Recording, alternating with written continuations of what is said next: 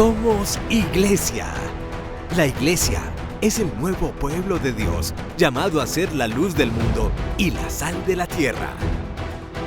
En los vibrantes y vertiginosos tiempos de cambio que vivimos, los bautizados somos los testigos de la vida nueva, de justicia, de unidad y de paz que Cristo nos propone, por la fuerza de la fe luminosa, la esperanza inquebrantable y la caridad ardiente.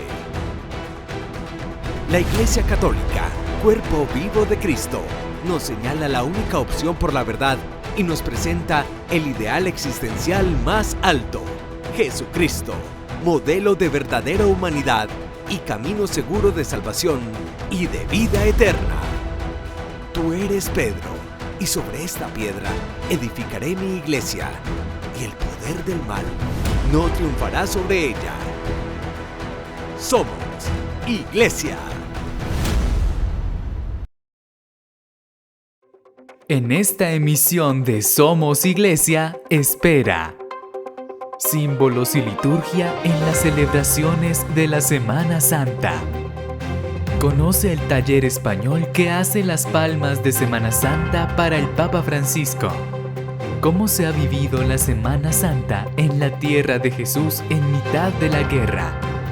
Intención de oración del Papa en marzo. La confesión. 5 ideas que triunfan. ¿Cómo pasar 10 minutos con Jesús gracias a WhatsApp? Gracias por acompañarnos a esta hora del día en este programa Somos Iglesia, estrenando el mes de abril. Y por eso tenemos para ustedes preparados 4 especiales con motivo de la Semana Mayor. Nos vamos anticipar a los días santos para que ustedes puedan vivir la Semana Santa con más intensidad y comprender mejor lo que se está viviendo, lo que se va a realizar. Padre, ¿cómo está? Muy bien, Miriam, una alegría poder compartir este cel contigo. Como dices muy bien, estamos empezando el mes de abril, nos llegó la Semana Santa y realmente más allá de la Semana Santa podríamos hablar de la Pascua del Señor, el paso de Cristo resucitado por nuestra vida, y queremos hacer, como tú lo decías, 4 especiales, hoy miércoles, el próximo viernes, e igualmente la semana próxima. Vamos a trabajar respectivamente Domingo de Ramos, hoy miércoles, el viernes trabajaremos Jueves Santo, el próximo viernes, y la semana entrante, las 2 emisiones, trabajaremos Viernes Santo y la gran vigilia de resurrección, que es la madre de todas las vigilias y el centro de nuestra fe. Como decía el apóstol Pablo, si Cristo no hubiera resucitado, nuestra fe sería vana. Padre Carlos, le decía yo ahorita, antes de iniciar el programa, que nosotros vivimos una Navidad muy pagana y una Semana Santa muy pagana, ¿no es así? Desafortunadamente el sentido religioso se ha ido perdiendo, pero hay un grupo muy convencido, como en Europa, de lo que es la Pascua cristiana, la Semana Santa y Pascua cristiana, de lo que es la Navidad en Jesús, y la preparan con mucho cariño. Siempre habrá gente que diga parranda santa, que digan voy a Coveñas, voy a la playa, voy a finca, pero tal vez en el fondo no es ni culpa de ellos, tal vez no han sido catequizados, no conocen el misterio tan grande de la fe que celebramos, y nos toca a nosotros, sacerdotes, los padres de familia, los profesores, los catequistas, como educar a la gente en esta fe tan bonita y entender que vamos a celebrar el corazón mismo de la fe cristiana, que es todo el misterio pascual que se traduce en la pasión, crucifixión, muerte y resurrección gloriosa de Jesús. Algunos inclusive este misterio pascual lo colocan desde la misma encarnación, la vida de Jesús, su pasión, muerte, su resurrección, su ascensión a los cielos, e incluso el envío mismo de Pentecostés, pero esencialmente es esto: pasión, muerte y resurrección. Parece que yo veo con tristeza que los templos se llenan en Semana Santa, pero son muy poquitas las personas que realmente están centradas en Jesús, viviendo o intentando vivir por lo que Él pasó durante todos estos días santos. Entonces, la idea es que esta Semana Santa nosotros sí, digamos, tengamos un sentir muy unido al del Señor. Y por eso este programa, estos programas especiales que tendremos esta semana y la próxima, la Semana de Dolores o Semana de Pasión, hoy abordaremos muy detenidamente lo que es el Domingo de Ramos, el domingo en que Jesús entra glorioso en la ciudad de Jerusalén, que conmemoramos, que estamos celebrando, y es un poco darles a ustedes a conocer una mayor inteligencia, una mayor comprensión de lo que son estos días santos, la llamada Semana Mayor para el mundo cristiano. Bueno, e iniciemos con un video que nos va a mostrar los símbolos y la liturgia durante estos días de la Semana Mayor. Para los cristianos, la Semana Santa es definida como la semana que cambió la historia del mundo para siempre. Es por eso que sus celebraciones litúrgicas están cargadas de un simbolismo mayor. Se trata de gestos u oraciones que se han ido incorporando con el paso de los siglos. Por ejemplo, las palmas que se usan el Domingo de Ramos, que recuerdan el gesto de los judíos para honrar a Jesús en su llegada a Jerusalén a lomos de un burro. Dio è con noi in ogni ferita, in ogni paura. Nessun male, nessun peccato ha l'ultima parola.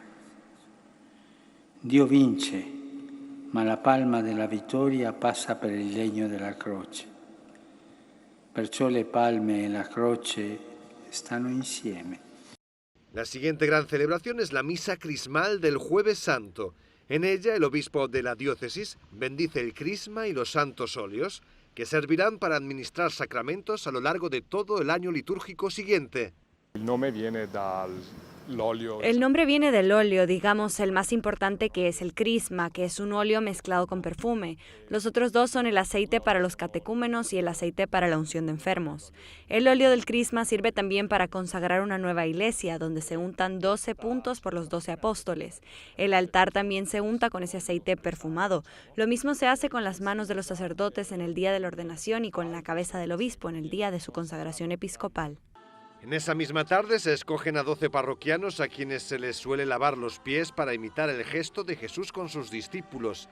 En Roma es habitual que el Papa haga ese gesto con personas que están en la cárcel.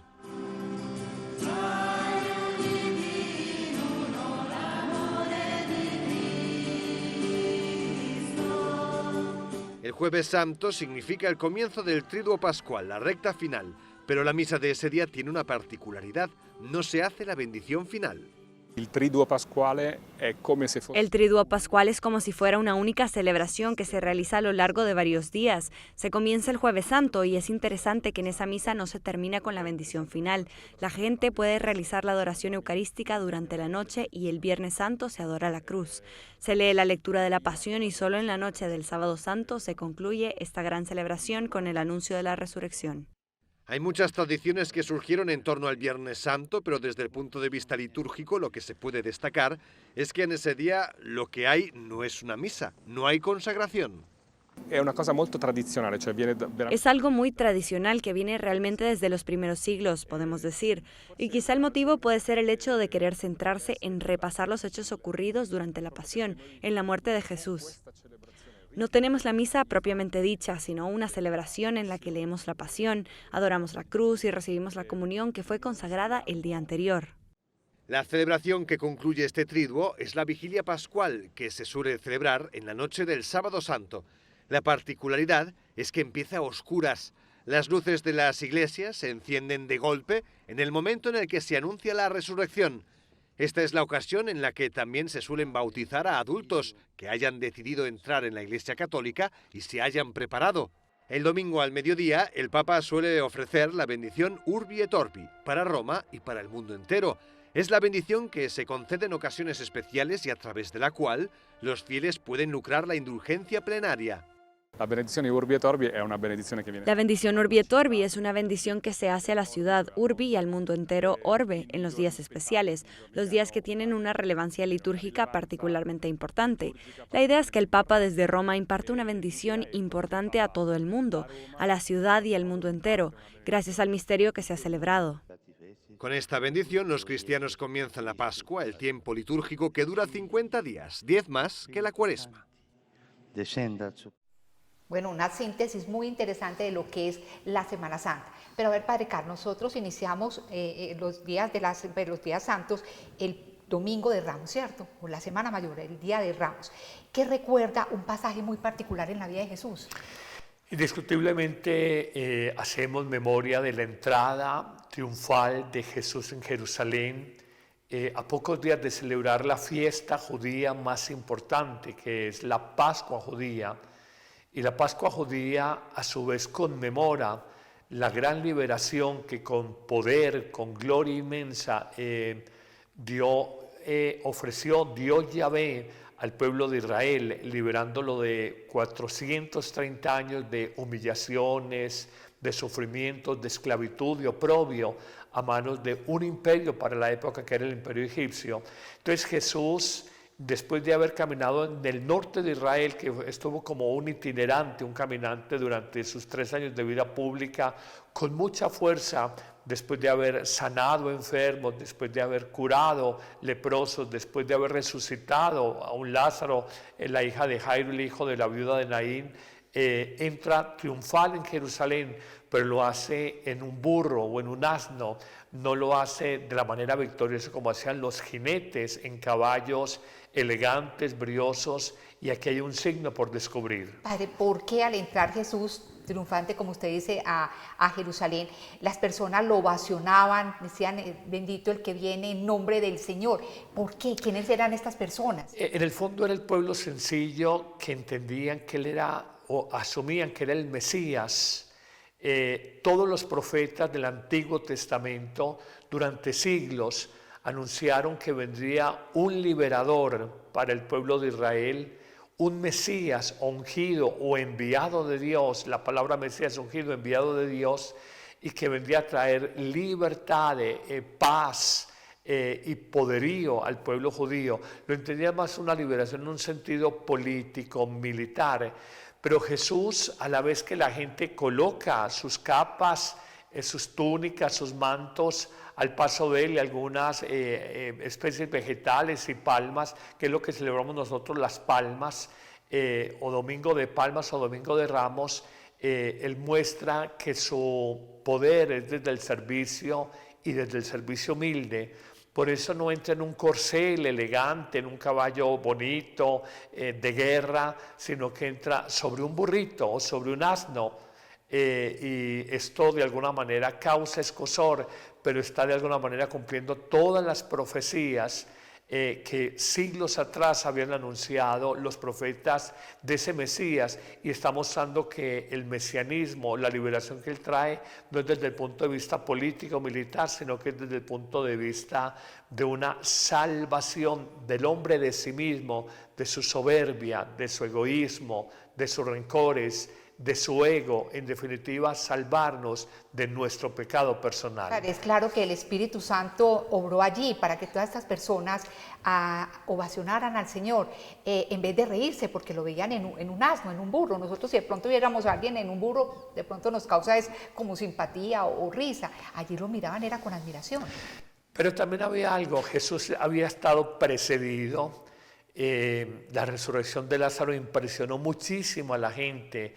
La multiplicación de panes y peces para una multitud muy grande es el milagro más documentado en los evangelios. 6 veces está consignado en los 4 evangelios, 2 veces en Mateo, 2 veces en Marco, 1 en Lucas y otro en Juan. Y en el fondo la gente lo ve un poco como un taumaturgo, un hombre que hacía portentos, maravillas, milagros, sin entender todavía su mesianismo, y de hecho tal no lo entiende que la multitud o la turba que lo alaba, lo vitorea en Domingo de Ramos, en Viernes Santo, probablemente muchos de los que lo habían alabado y glorificado en Domingo de Ramos, en Viernes Santo están gritando su crucifixión. Así es, Padre Carlos. Antes de que entre triunfante en el asno o en el burrito, él lloró antes de entrar a Jerusalén. Hay varios momentos que nos reseñan los evangelios de las lágrimas de Jesús. Nos muestra uno cómo lloró por su amigo Lázaro frente a la tumba de él, y antes de resucitarlo, la gente espontáneamente decía, mirad cómo lo quería. Pero hay un pasaje muy especial, y es cuando él se duele de la dureza de corazón de la inconversión, la falta de conversión de los habitantes de Jerusalén. Él dirá: Jerusalén, Jerusalén, que matas a tus profetas, los que vienen a ti. Y está extramuros, desde una colina que dominaba la vieja e histórica y legendaria ciudad de Jerusalén, que era una ciudad amurallada, extramuros, afuera de las murallas. Jesús se sienta en una colina. En este momento hay una capilla en este lugar que se llama el Dominus Flevit, que es una capilla con el techo, la forma de una lágrima, la lágrima de Jesús, y el Dominus Flevit, donde se dice, donde el Señor lloró por la impenitencia, la inconversión de los suyos. En el fondo él sabía que iba a ofrendar su vida, pero le dolía que había venido a los suyos, como nos dirá el capítulo 1 de San Juan, el prólogo de San Juan.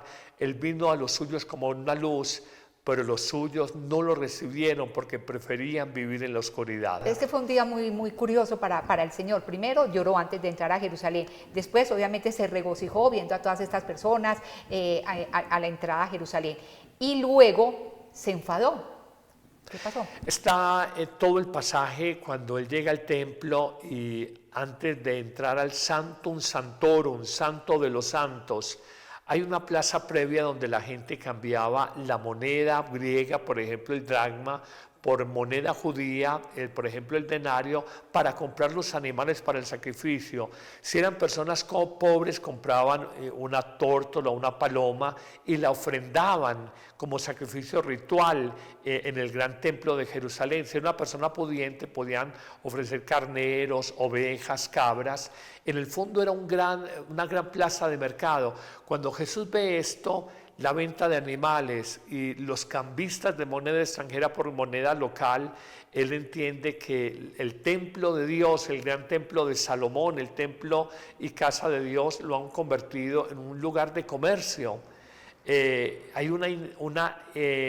indigna, hay un enojo de él, algunos hablan de un enojo santo, no sé hasta qué punto habrá un enojo santo, pero vuelca las mesas de los cambistas y en el fondo está dando un signo de autoridad y de poder. Ya no será este templo el lugar de adoración, sino que será una adoración en espíritu y en verdad. Exactamente, les tocó el bolsillo a todos estos cambistas y mercaderes que estaban allí dentro del templo. Pero volviendo al Domingo de Ramos, veamos el taller que fabrica las palmas santas para el Papa Francisco.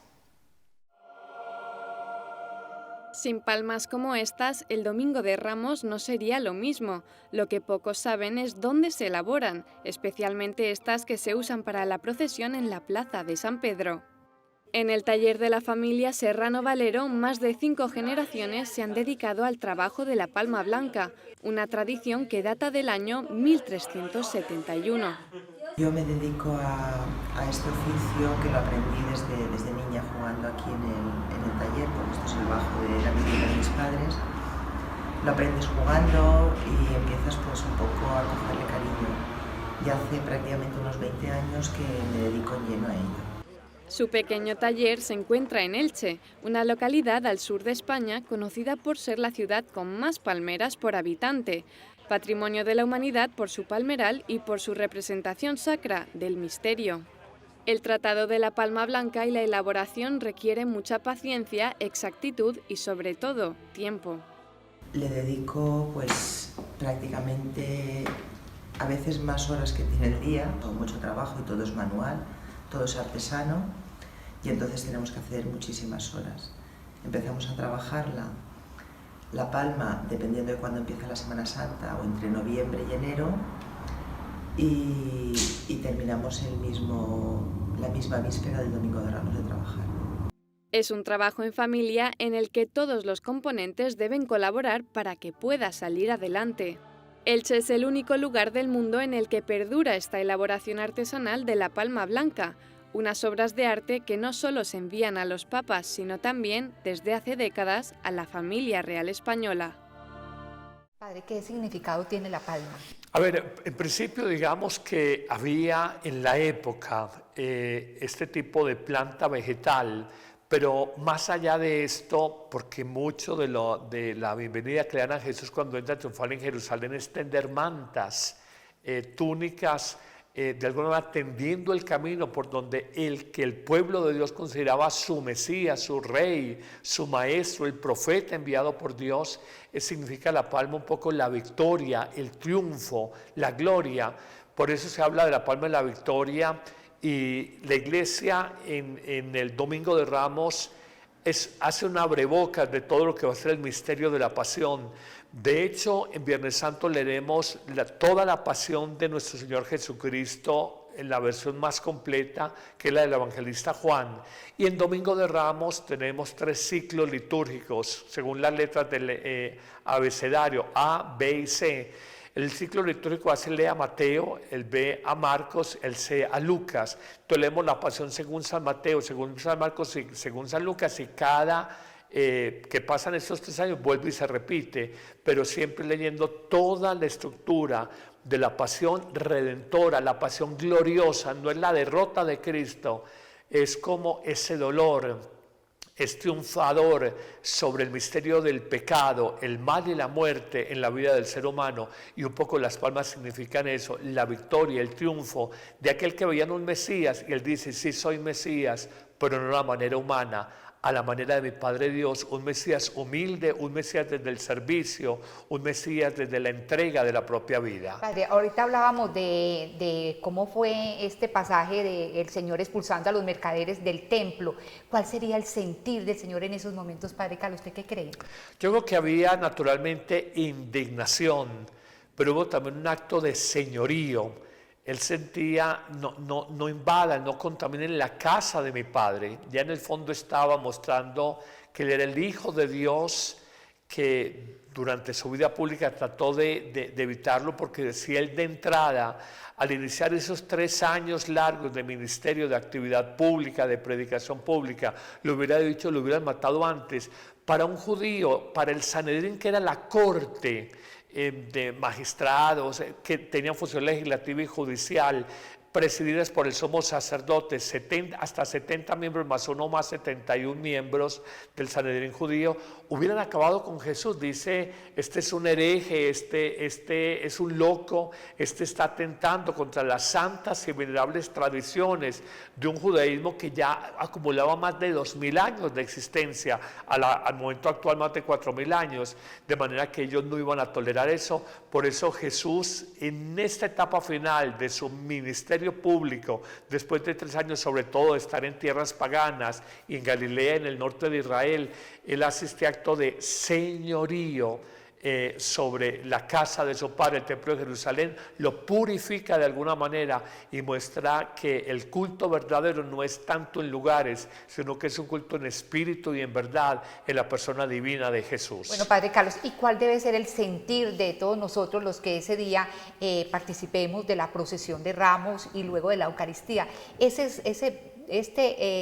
Domingo de Ramos, ¿qué debemos nosotros como no sé, como interiorizar, exactamente? Sí, fundamentalmente es todo el misterio de la pasión dolorosa, la muerte gloriosa y la resurrección triunfante de Jesús. Es muy importante que entendamos la Semana Santa no solamente desde el punto de vista de los días santos, sino desde el punto de vista del Triduo Santo. El Triduo Santo es una sola gran celebración a lo largo de 3 días, que empieza el jueves en la tarde con la misa en la Cena del Señor, que el pueblo de Dios conoce como la misa del lavatorio de los pies, y que concluirá con la solemnísima vigilia de Pascua, donde con toda la fuerza litúrgica, entonando el gloria, repique de campanas, encender las luces, se entonará la resurrección, se aclamará, se celebrará la resurrección de Cristo. La liturgia tiene una virtualidad, no nos lleva simplemente a recordar un acontecimiento del pasado, sino que lo que ocurrió hace 2000 años lo trae al hoy de nuestra vida. Mire que es un movimiento contrario. El recordar nos hace simplemente volver al pasado. El hacer conmemoración es hacer el pasado al presente. Y atención a esto, al conmemorar tiene fuerza salvífica.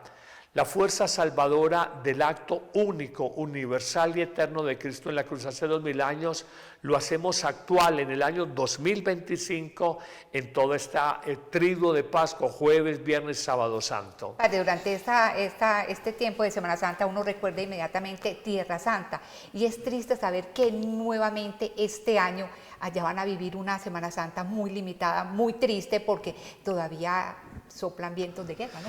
Es doloroso, sabemos lo que aconteció el 7 de octubre del año 2023 y la guerra por demás muy cruel que hay en este momento y claro, la ciudad de Jerusalén, Galilea, Israel en general, Belén, muy cerca de Jerusalén, hoy no son sitios seguros, digamos, para los peregrinos que con sentido de fe iban con mucho amor a visitar los lugares santos, a vivir todos los momentos de la pasión y muerte de Jesús en los lugares históricos donde aconteció el más grande acontecimiento de salvación y de redención para la humanidad entera. Recordemos cómo vivieron el año pasado la Semana Santa en Israel. A causa de la guerra, muchas celebraciones se limitaron a misas y oraciones. La ciudad de Jerusalén estuvo inusualmente vacía durante lo que los cristianos llaman la semana más sagrada del año. Los cristianos palestinos se enfrentaron a fuertes restricciones para entrar en la ciudad y celebrar los distintos oficios. El Jueves Santo, el patriarca latino de Jerusalén, el cardenal Pizzaballa, celebró la misa de la Cena del Señor en la Basílica del Santo Sepulcro. Lavó los pies a 6 seminaristas y 6 frailes franciscanos. En Tierra Santa, la vigilia pascual se celebra siempre en la mañana del Sábado Santo, debido a las normas que rigen a las distintas comunidades que utilizan la basílica, y estaba notablemente menos llena que años anteriores. Y en Gaza, en la única parroquia católica de la región, solo unos 100 cristianos se reunieron para celebrar una vigilia más solemne en mitad de los bombardeos por la guerra. Con motivo del Domingo de Resurrección, el patriarca latino de Jerusalén envió un mensaje especial a quienes viven en medio del conflicto que asola Oriente Medio. Rezamos siempre por vosotros, intentamos apoyaros en todo lo que podemos, como sabéis, pero en este momento queremos reconocer no solo nuestro dolor, no solo lo que todos ustedes están sufriendo más que muchos otros, sino que queremos expresar nuestra alegría de pertenecer a Jesús. Pizzaballa también utilizó el vídeo para animar a todos los habitantes de Gaza a no perder la fe y recordarles sus continuas oraciones. Jesús lloró al entrar a Jerusalén. ¿Qué piensa, padre, cómo lloraría hoy en día al ver cómo la violencia, el rencor, el odio se ha sentado en toda esa tierra que él pisó? Sí, recordemos que la ciudad de Jerusalén significa ciudad de paz. Jerusalén, Jerusalón. Entonces nos recuerda la palabra Shalom, Ebenu Shalom, alejen la paz de Dios contigo. Es ciudad de paz, sin embargo, ha sido atacada a lo largo de los siglos. En el Antiguo Testamento 22 veces, destruida parcialmente o destruida totalmente con Tito y Vespasiano hacia el año 70, solo quedó de la gran explanada del templo que está en el sector oriental de la ciudad de Jerusalén, solo quedó el muro occidental, que luego cuando veían los judíos y aún muchos siglos después los musulmanes veían a los judíos llorando, decían, van allá a lamentarse porque el centro religioso nacional para el judaísmo había sido arrasado, porque fueron para los romanos, el gran imperio de la época fue una colonia rebelde. Los judíos eran indomables, indómitos e indomables. Para nadie es un secreto, por ejemplo, lo que pasó en la famosa fortaleza de Masada, que se atrincheraron en un lugar en el desierto, y allí en una fortaleza tenían comida y alimento, fueron sitiados por las tropas del Imperio Romano y prefirieron no salir antes que dejarse avasallar y derrotar. Morir de hambre. Y se les fue acabando los alimentos y fueron construyendo terraplenes porque era en una parte alta en medio del desierto. Y fueron llegando los ejércitos, y cuando llegaron el ejército romano a dominar esos rebeldes judíos, Nos vamos a escarmentar. Encontraron un suicidio colectivo de cerca de 900 personas y el pueblo de Israel lo cuenta con orgullo. Preferimos morir antes que ser sometidos y humillados por los tiranos del imperio de la época. Ha sido un pueblo muy especial el pueblo de Israel. Tienen un país actualmente muy bonito, a casi 80 años de haberse declarado como Estado independiente después de la famosa Shoah, el holocausto judío de la Segunda Guerra Mundial. Y creo que Jesús lloraría ahora viendo estas luchas. Jerusalén es la ciudad santa, en primer lugar para el judaísmo, es la ciudad santa en segundo lugar para el cristianismo, porque Jesús, más allá de que hay lugares santos en Galilea, en Belén, en el norte de Israel, el gran lugar santo es Jerusalén, porque allí es donde Jesús ofrenda su vida, hace éxodo de su vida, hace Pascua de su vida. Entonces para nosotros es muy importante. Y luego es el tercer lugar más santo para el mundo musulmán, después de la Meca y Medina, donde ellos hablan de que el profeta Mahoma pisó, ahí donde está la famosa mezquita del Domo sobre la Roca, pisó la mezquita de Al-Aqsa, el Domo sobre la Roca, pisó el pie antes del vuelo nocturno, donde Dios, Alá, le revelaría el Corán. Entonces es la gran ciudad santa para el judaísmo, en orden de aparición: judaísmo, luego cristianismo y luego islamismo. Los islámicos celebran su día santo el viernes, los judíos el sábado y los cristianos el domingo. La 3 veces santa. Padre Carlos, hemos hablado en programas anteriores sobre la importancia de recibir en la Semana Santa, en la resurrección del Señor, recibirlo a Él, pero con el corazón sano, con el corazón limpio, el habernos confesado antes, la importancia de esto, ¿no? Sí, el sacramento de la confesión o la reconciliación es uno de los 7 sacramentos de la Iglesia, y con mucha fuerza durante la Cuaresma, a partir del miércoles de ceniza y en los días santos, buscamos una sanación, un encuentro con el Señor, de alguna manera recuperar la paz interior, exponer más allá de nuestras miserias, es recibir la misericordia del Señor. Y ser testigos de que no hay pecado, por grande que sea, después de que haya arrepentimiento, que el buen Dios en su amor no perdone y no sane en nuestras vidas. Exactamente, ese paso, esa Pascua debe partir de una limpieza, pues yo pienso radical, total, del corazón. Veamos lo que dijo el Papa Francisco en meses anteriores sobre este sacramento, el sacramento de la confesión. Cuando yo voy a confesarme, es para sanarme, para curar mi alma, para salir con más salud espiritual, para pasar de la miseria a la misericordia.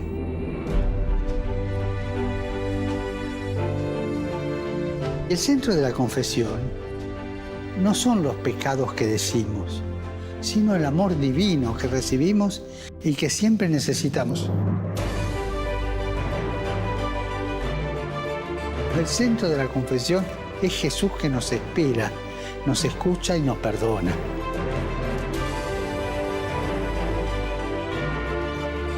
Recuerden esto, en el corazón de Dios estamos nosotros antes que nuestras equivocaciones.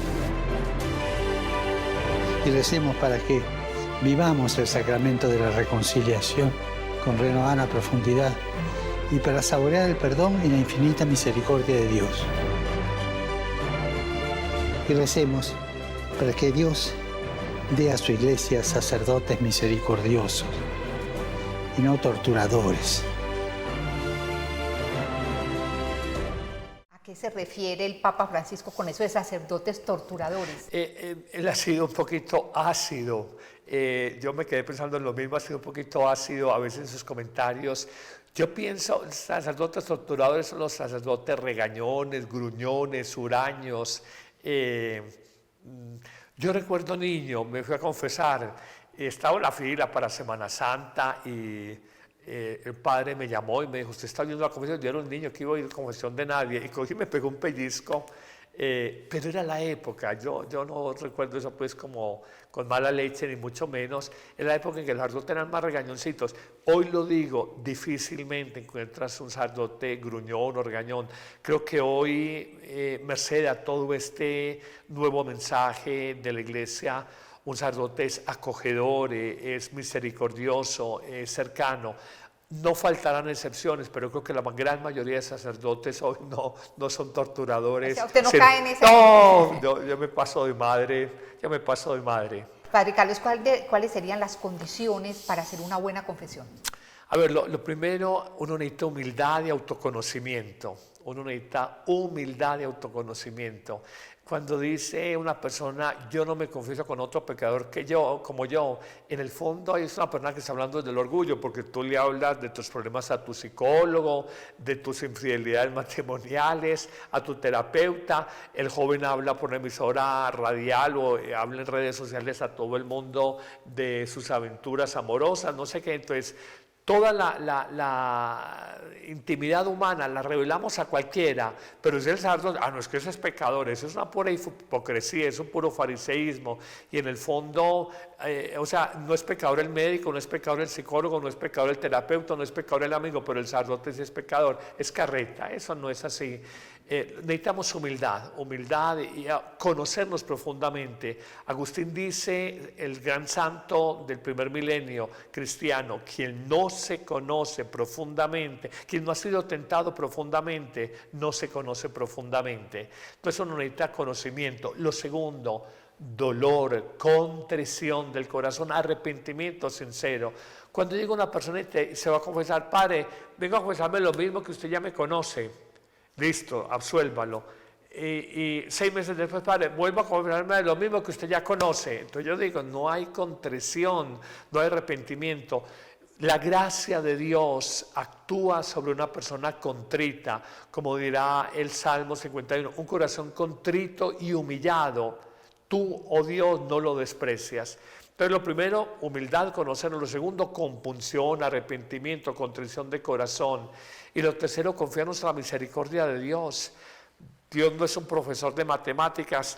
En tus 70 años de vida, 7.115 obras buenas, 7.116 malas, por una te rajas. 7.115 menos 7.116 menos 1, usted para los quintos infiernos. Ese no es Dios. Esa es una figura, una imagen caricaturizada, distorsionada de Dios. Entonces confiar en la misericordia de Dios, sea arrepentimiento, con seguridad que Dios nos perdona. Y propósito de enmienda, ¿no? Y propósito de cambiar. El arrepentimiento nos lleva a decir, yo quiero ser un hombre nuevo, quiero ser una mujer nueva, quiero ser una criatura nueva. Bueno, Padre Carlos, ahorita hablábamos de la Semana Santa pagana para muchos y de cómo mucha gente aprovecha este tiempo es para irse de vacaciones, de salir a la playa o lo que sea, pero aún en la playa, aún en el lugar donde esté, se pueden sacar unos minutos para Dios, ¿no?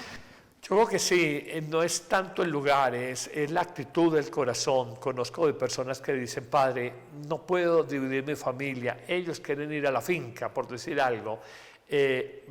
Si me quedo acá es de la familia y ellos les va rabia con Dios, entonces la persona dice, yo voy allá, hago mis oraciones, vivo mi jueves, mi viernes santo, lo hacen, de manera que es la actitud del corazón, la actitud espiritual del corazón que tengamos. Exactamente, por eso hay una aplicación muy interesante para las personas que durante esta época de Semana Santa se van a ir de viaje o lo que sea, para que tengan un momentico, para que puedan sacar a través de esa aplicación unos momenticos para estar con el Señor. La tecnología ofrece muchas distracciones, pero también ofrece grandes ventajas. También puede ayudar a rezar. Esto es lo que se deduce tras iniciativas como la de 10 minutos con Jesús. A los pocos meses de lanzarse, llegó hasta 8.000 jóvenes. La iniciativa surgió de una madre profesora de instituto. Para ayudar a sus hijos a rezar durante las vacaciones, le pidió al capellán del colegio que le enviara audios de WhatsApp con meditaciones sobre el Evangelio y consejos para la vida cristiana. Y se me acerca una profesora del colegio, María, y me dice, oye, ¿qué podríamos hacer para el verano, para mis hijos? Tendría que grabar unos audios para mantener... Bueno, yo realmente iba escuchando con atención y con la mejor de mis sonrisas, pero pensando, ni de broma, ¿no? Le voy a pedir ayuda al capellán de mi colegio, al que me cuesta convencer un poco, pero finalmente accede. Vemos que son directos, que ayudan, que sirven, y decidimos crear pues un grupo de difusión. El primer grupo de difusión empieza con 70 personas, entre 70 y 80, y yo a su vez les animo a que creen sus propios grupos de difusión. El capellán del colegio hace lo mismo y pide a otros sacerdotes que lo hagan. Van creando grupos cerrados de WhatsApp, donde los jóvenes que van a sus parroquias pueden descargarse las reflexiones para rezar. El éxito hace que los grupos crezcan sin parar. Y ahora mismo pues vamos por 160 grupos, extendido pues por muchos países del extranjero, aparte de España, y él está ayudando, que era la idea principal, era que ayudase. Por WhatsApp lo reciben unas 50.000 personas de muchos países.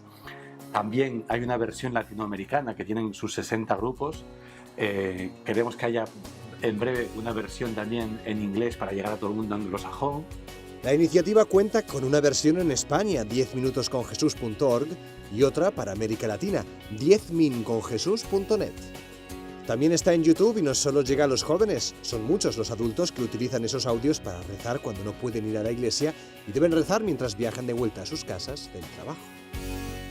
Padre, donde estén las personas, en el desierto, en la playa, en la finca, donde sea, no tienen excusa para no sacar unos minutos para estar con el Señor, así sea a través de una aplicación o simplemente solitos en una habitación donde estén. Y lo digo con todo cariño y con modestia, hablando de Amén Comunicaciones, que cumplió el mes pasado 15 años. El Evangelio tiene un poco más de 250.000 de visualizaciones diario. Son 12 minutos, no son 10, tal vez son 12, 13 minutos. Pero oía testimonios como estos, una persona que está en Sudán del Sur, en África, y me dice, padre, aquí están en guerra y me voy para el aeropuerto donde hay internet y escucho Amén Comunicaciones para alimentarme espiritualmente. Oigo una persona que está en un crucero en la Antártida y me dice, me conecto a la red Wi-Fi del crucero en la Antártida para escuchar la Eucaristía de Amén Comunicaciones, sea 10 minutos con Jesús, sea Amén Comunicaciones, sea oraciones en video, sea Red Católica. Hay muchos sacerdotes. Es una iniciativa y es un cambio de evangelización y de paradigma en nuestro tiempo. Llegar a ese continente digital. Algunos calculan que hay más de 2.000 millones de personas, estamos hablando de la cuarta parte de la humanidad, que permanecen en el mundo de las redes, el mundo digital, permanecen más de 6 horas diarias. Entonces, tenemos un mundo y por evangelizar, simplemente tenemos que tratar de entender el lenguaje, la sensibilidad y, digamos, el sentido de vida y las necesidades existenciales de las nuevas generaciones, porque a veces nos cuesta, porque fuimos formados en un lenguaje más acartonado, más rígido, y es hacer el esfuerzo de llegarles con un nuevo lenguaje más fresco, sobre todo a estas nuevas generaciones que son muy digitales. Padre Carlos, yo pienso que la clave para no equivocarnos al vivir esta Semana Santa de una forma intensa es preguntarnos todos los días si estoy amando a Dios con toda el alma, con todo el corazón, con todas las fuerzas, con todo el ser. Si respondemos que no, Padre, estamos mal. Sí, es el primer mandamiento de la ley de Dios y es la síntesis de todos los otros 9 mandamientos. Cuando le damos a Dios el primer lugar en nuestro corazón, pero no como imposición, sino como respuesta de amor a tanto amor que hemos recibido, yo creo que la vida nos cambia. Y lo segundo, muchos sufrimientos, Miriam, en nuestra vida se dan porque endiosamos, le damos el primer lugar a nuestro cuerpo, y cuando el cuerpo se envejece nos frustramos. Le damos el primer lugar al dinero, y cuando el dinero no nos llena o se pierde, hay una quiebra económica, sentimos que la vida se nos acaba. Le damos el primer lugar a un hijo, y si ese hijo se accidenta o muere, entonces nos queremos morir. Muchos sufrimientos del ser humano se dan porque le dio el primer lugar en su corazón, en su vida, no a Dios, sino a un hijo, al cuerpo, al dinero, a la empresa, a la salud, a la reputación, a no sé qué. Entonces te quieres morir, quieres morir. Exactamente, Padre, es un mandamiento que nos lleva a respetar y a vivir los demás mandamientos con sentido. Con sentido y a darle y a centralizar nuestra fe. Nuestra fe es cristocéntrica. y Cristo es manifestación de Dios Padre y simplemente nos pide que nos amemos a nosotros, amar a Dios con todo el corazón y amar al prójimo como a sí mismo. Bueno, entonces la invitación es a vivir de manera pues muy intensa, con mucha pasión este primer día de la Semana Santa, el Domingo de Ramos. Mucha gente seguramente por estas cuestiones ecológicas pues no puede sacar palmas ni cortar ramas de árboles ni nada, pero pueden llevar pañuelos y cosas así, ¿no?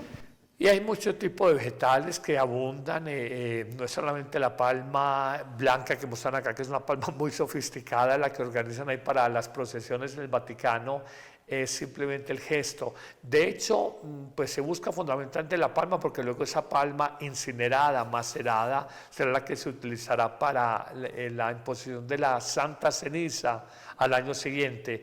Pero sí, es tratar de vivir el signo sin destruir naturaleza. Exactamente, y como decíamos ahora, lo más importante es ese sentir con Jesús y todo lo que pasó en este día que recordamos de Domingo de Ramos. Bueno, Padre, vamos a vivir entonces el próximo programa el Jueves Santo. El Jueves Santo, pasado mañana, vamos con ustedes a presentarles un especial sobre todo lo que es el sentido del Jueves Santo en la gran institución del sacramento de la Eucaristía, lógicamente de quien consagra la Eucaristía, el sacerdote, y el mandamiento del amor fraterno, realizado en obras concretas de servicio como es lavar los pies, que es el oficio de esclavos, pero esto lo hablaremos pasado mañana en un nuevo especial que invita a prepararnos para vivir bien esta Semana Santa y Pascua del Señor. Exactamente, una Semana Santa diferente, distinta, con mucho más pasión y mucho más amor por el Señor. Gracias, Padre, por habernos acompañado. Con todo cariño, Miriam. A ustedes también muchísimas gracias por haber estado con nosotros, a Amén Comunicaciones por todos sus servicios y a Ron Reports. Que estén muy bien. El Señor los bendiga a todos.